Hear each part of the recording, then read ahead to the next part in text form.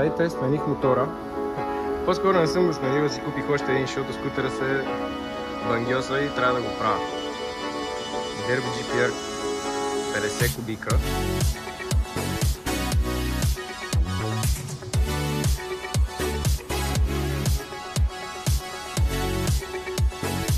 Пак знаките на маслото мисля, че те не си го връщам, само без то ми зарешали.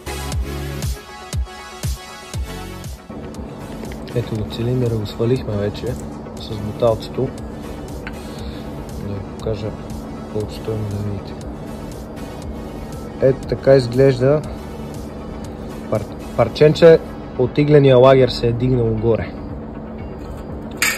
Защото не намерих следи по буталото. Сегмента е цял.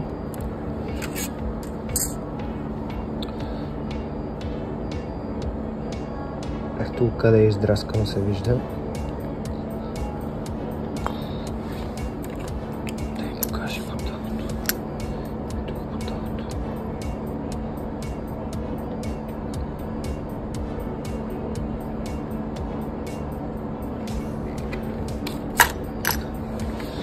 Та, сега ще вземем някакъв кит. Предполагам, че Арсиал 80 алуминиевия ни касил.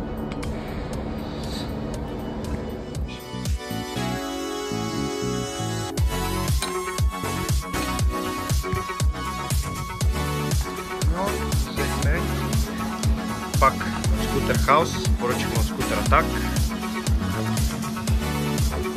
Арсиалка 80 кубикова с два сегмента. И ще сложим тези части на моторчето, да видим как ще се държи с тях. Надявам се да върви прилично за 50 кубика.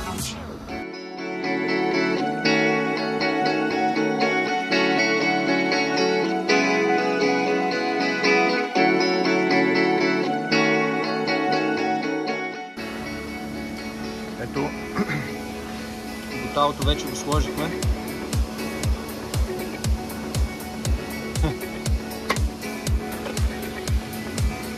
На цилиндъра.